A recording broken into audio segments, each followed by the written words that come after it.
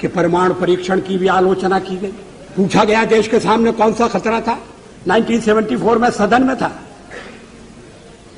जब श्रीमती इंदिरा गांधी के नेतृत्व में परमाणु परीक्षण किया गया था। हमने उसका स्वागत किया था, प्रतिपक्ष में थे फिर भी स्वागत किया था, क्योंकि देश की रक्षा के लिए वो किया गया था। उस समय कौन सा खतरा था? क्या आत्मरक्षा की तैयारी तभी होगी जब खतरा होगा?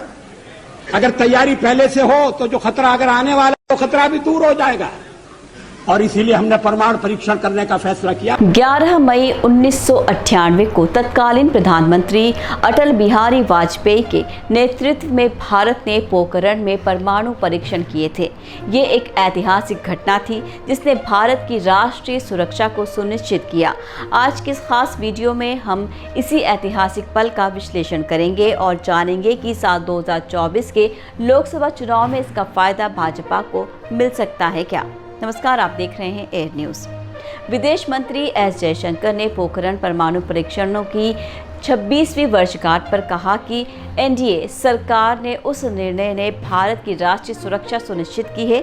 उन्होंने कहा कि वर्तमान एनडीए सरकार 1998 की सरकार के नक्शे कदम पर चल रही है और आतंकवाद का मुकाबला करने और सीमावर्ती बुनियादी ढांचे को मजबूत करने के लिए काम कर रही है। उन्होंने कहा कि राष्ट्रीय सुरक्षा के मामले में अलग अलग सरकारों द्वारा किए गए राजनीतिक फैसले अंततः भारत के भविष्य को ध्यान में रखकर किए जाते हैं। आपको बता दें कि 11 मई 1998 को भारत ने पोखरण में शक्ति श्रृंखला के परमाणु परीक्षण किए थे। ये परीक्षण भारत की राष्ट्रीय सुरक्षा और स्वच्छ ऊर्जा के क्षेत्र में क्षमता के लिए महत्वपूर्ण माने जाते हैं। भारत ने 11 और 13 मई 1998 को राजस्थान के पोखरण रेंज में अपने 5 परमाणु हथियारों का परीक्षण किया था। इनमें से 3 विस्फोटक 11 मई को एक साथ हुए थे। इन हथियारों में 45 केटी थर्मोन्यूक्लियर डिवाइस, 15 केटी विखंडन डिवाइस और 0.2 केटी सब किलोटन डिवाइस शामिल थे। इसके बाद 13 मई को एक साथ विस्फोट किए गए अन्य 2 डिवाइस भी सब किलोटन रेंज 0.5 और 0.3 केटी में थे। बाकी पोखरण परमाणु परीक्षणों ने भारत को परमाणु हथियार संपन्न राष्ट्र बना दिया और इन परीक्षणों ने भारत की क्षेत्रीय और वैश्विक स्थिति की मजबूत किया है।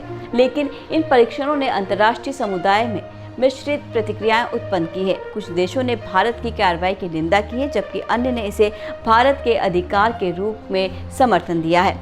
फिर भी परीक्षणों के बाद भारत पर प्रतिबंध लगाए गए, लेकिन बाद में उन्हें हटा लिया गया, जिसके बाद पोखरण परमाणु परीक्षण आज भी भारत को राष्ट्रीय सुरक्षा नीति में एक महत्वपूर्ण मील का पत्थर बने हुए हैं। हालांकि पोखरण परमाणु परीक्षण एक विवादास्पद घटना थी। कुछ आलोचकों ने तर्क दिया कि परीक्षण अनावश्यक थे और भारत की सुरक्षा में सुधार नहीं हुआ है। दूसरों ने तर्क दिया कि परीक्षण भारत की परमाणु क्षमता को प्रदर्शित करने के लिए आवश्यक थे और उन्होंने भारत को परमाणु आक्रमण से बचाने में मदद की। पोखरण परमाणु परीक्षण एक जटिल घटना थी जिसके कई अलग अलग प्रभाव थे। परीक्षणों ने भारत की राष्ट्रीय सुरक्षा को मजबूत करने, क्षेत्रीय शक्ति संतुलन को बदलने और अंतर्राष्ट्रीय समुदाय के साथ भारत के संबंधों को प्रभावित करने सहित कई महत्वपूर्ण परिणाम उत्पन्न किए हैं।